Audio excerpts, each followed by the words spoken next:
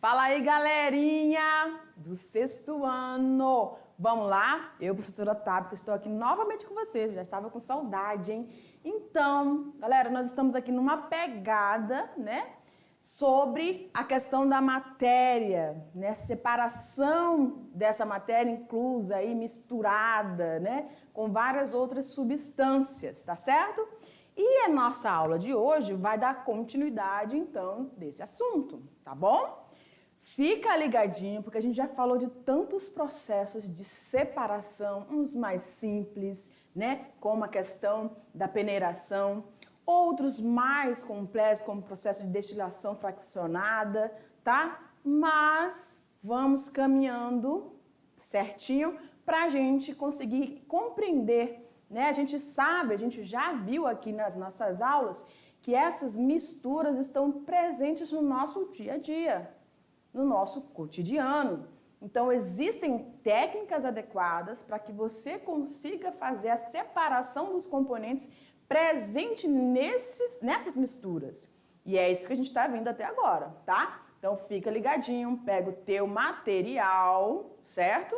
Para a gente dar continuidade. Vamos dar uma olhada no conteúdo de hoje? Nós vamos falar, então, sobre a separação dos componentes de misturas, parte 4, tá? E aí a gente vai falar sobre imantação e centrifugação. Esses são os dois quesitos que nós vamos estar trabalhando na aula de hoje. E a gente vai acompanhar essas informações em cima de uma imagem. Vamos dar uma olhadinha? Então, olha só, galera. O que você está conseguindo ver aqui nesse grande amontoado de coisas, de objetos, né? Na verdade, já foram descartados, não estão sendo mais utilizados. O que a gente consegue perceber aí? Vários eletrodomésticos, vários materiais, né? Que tem aí ferro, nós temos alumínio, nós temos plástico, nós temos borracha, nós temos vários materiais. E aí, isso tudo ali é descartado e fica ali nos ferros velhos, né? O que acontece então? Existem pessoas que trabalham com materiais que ainda podem ser utilizados a partir disso que foi descartado, certo? E para poder, imagine você dar de cara com isso aí e a pessoa pegar e falar assim, ó, pega para mim, tira aí para mim tudo, né? Separa tudo que for de ferro. Imagine, você vai ter que subir nesses negócios, pode se cortar, pode se furar, certo? Então, existe uma técnica que vai utilizar o processo, que nós vamos falar já já, que vai separar isso aí com maior facilidade. Então, ele vai realmente pegar somente aquilo que ele está necessitando para fazer uma reutilização, certo? Então, nesse amontoado de objetos, você vai conseguir, então, ver a utilidade de uma dessas técnicas. Que técnica que a gente está falando, prof? Vamos lá? Nós estamos falando da imantação, que é o método utilizado quando uma substância da mistura ela é magnética. Isto é, quando ela é atraída por um ímã. Quem nunca brincou com um ímã, né, galera? É muito interessante e é bem legal a gente fazer essa jogadinha aí, né, de pegar objetos. Por que isso acontece? Por causa da força do campo magnético que está presente ali no ímã, tá bom? Essa força de atração. Então, olha só. Olha esse equipamento aqui, né? Essa máquina, né? Esse trator, né? Não sei o nome específico desse trator. Então, olha só, esse trator, ele tem essa estrutura aqui, ó, que é o ímã, que vai atrair tudo que for de origem férrica, tá? Ou seja, que for de ferro. Então, ele vai estar retirando daquele entulho todos esses materiais de ferro, tá? E aí facilita e muito, né, galera? Facilita e muito para você não ter um contato com esse material. E aí a gente tem aqui, ó, o ímã. E a gente vai lembrar uma situação que vocês vão mais tarde ver aí em física, onde esse ímã ele é composto por dois polos, tá? o polo sul, e aqui a gente não está visualizando, mas tem o polo norte, certo?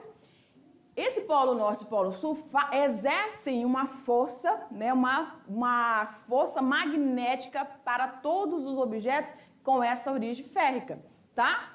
E aí, vamos dar uma olhadinha aqui.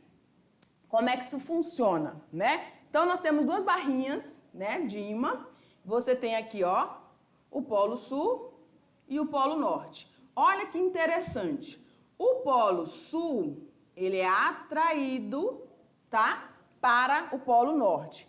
Quando eu tenho os dois polos, norte com norte, eu vou ter o quê? A repelição, ou seja, eles vão se repelir, certo? Isso é o que a gente observa, então, num instrumento muito utilizado nas navegações antigamente, né? E também ainda é utilizado aí quando você está trabalhando em campo, né? Também a gente hoje tem GPS, mas é utilizado também a bússola. O que acontece aqui com a bússola? Ela tem uma agulha.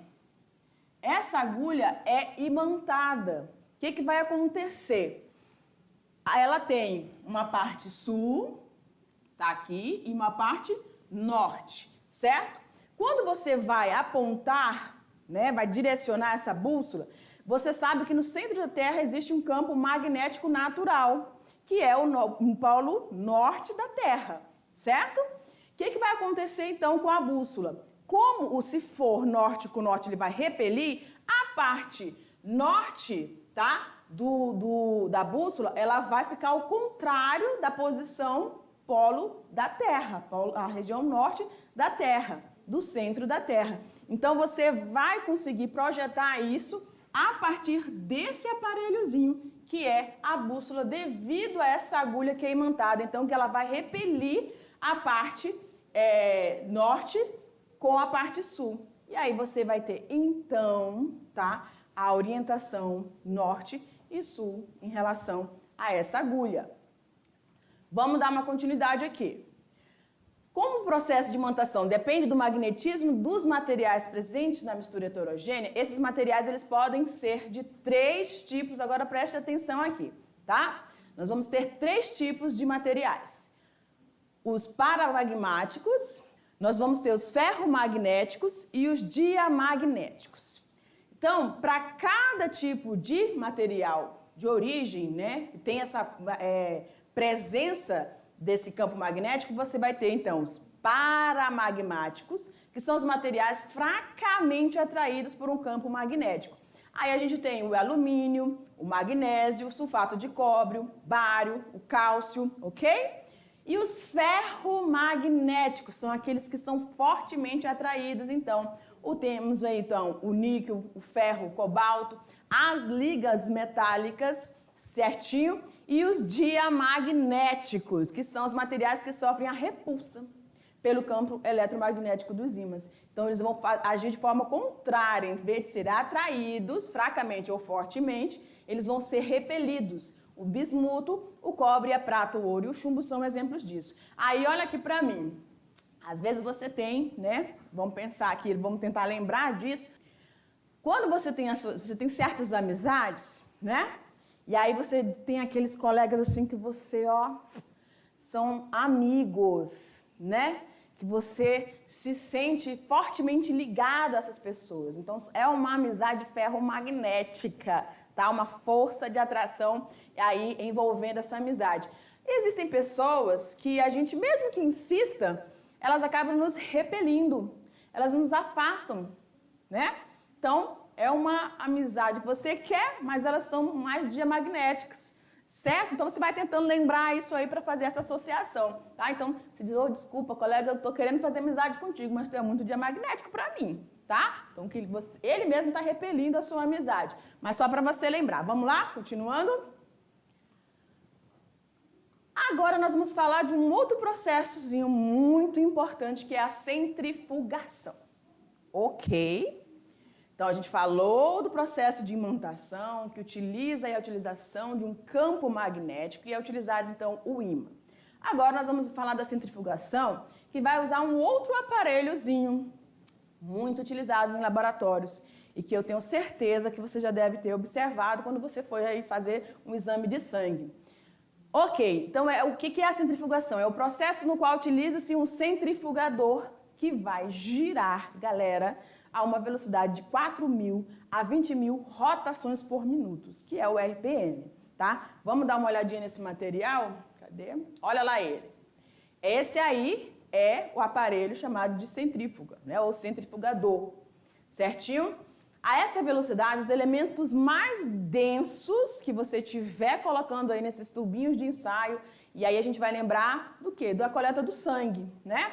Onde você coleta o seu sangue para fazer um exame para ver se você está com anemia, ou para verificar se você está com problema de diabetes, né? Enfim, ver taxa de colesterol. Normalmente você vai, toda vez que você vai ao médico, a solicitação médica é um exame sanguíneo. E aí esse sangue coletado, ele vai para esse equipamento aqui, a centrífuga, tá? Então, ele vai girar a essa rotação aí, 20.000 rotações por minuto, e aquilo que é mais denso vai ficar na parte do fundo. Vamos dar uma olhadinha? Olha lá aqui, ó. Então, você tem esse material, aqui, o tubo de ensaio, e aí o que você vê aqui, ó, na parte mais inferior? Todos os elementos do sangue, né? As hemácias, os leucócitos, tá bom? Aí, aqui em cima, você tem a parte que é o plasma sanguíneo, o plasma sanguíneo. Na parte central, a gente chama de placa, né, de leucócito, ou placa leucocitária, tá? Mas, então, os elementos figurados do sangue, as hemácias e alguns leucócitos são mais densos, então eles vão ficar na parte do fundo.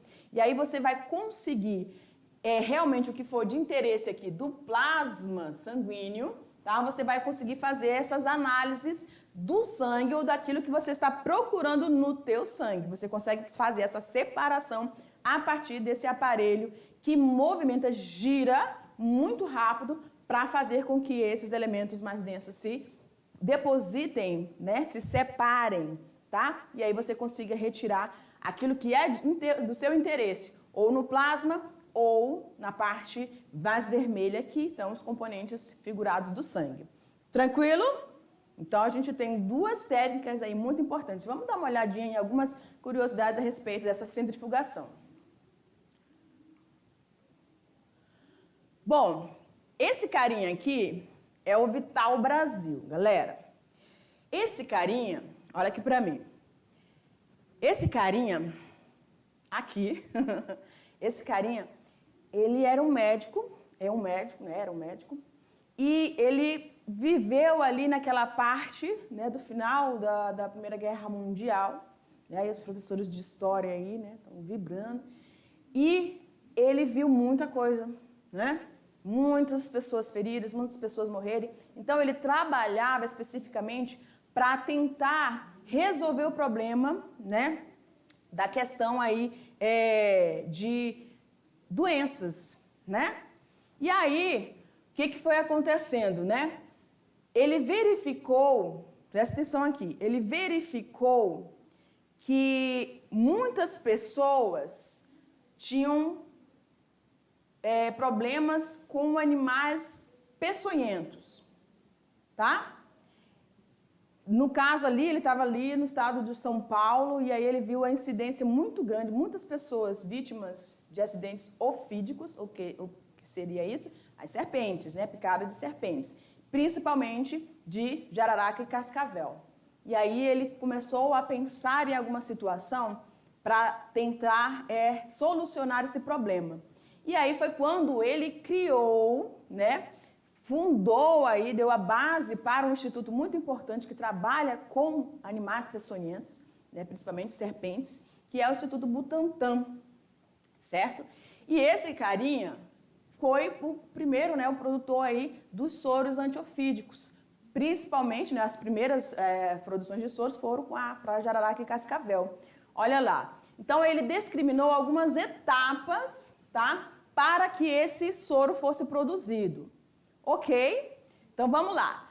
Primeiramente, esse veneno era extraído do animal peçonhento da serpente, fosse uma jararaca ou uma coral, enfim, tá? Tirava-se esse veneno desse animal, esse veneno era injetado num outro animal, que no caso é o cavalo, que tem uma maior resistência, uma maior aceleração no processo de produção de anticorpos, tá? E ao término de 30 dias, o sangue é retirado desse animal e você já tem uma grande produção de anticorpos. Ou seja, você já tem como montar aí, está produzindo esses soros, tá? O que vai acontecer? Aí ele retirava, fazia a separação do plasma.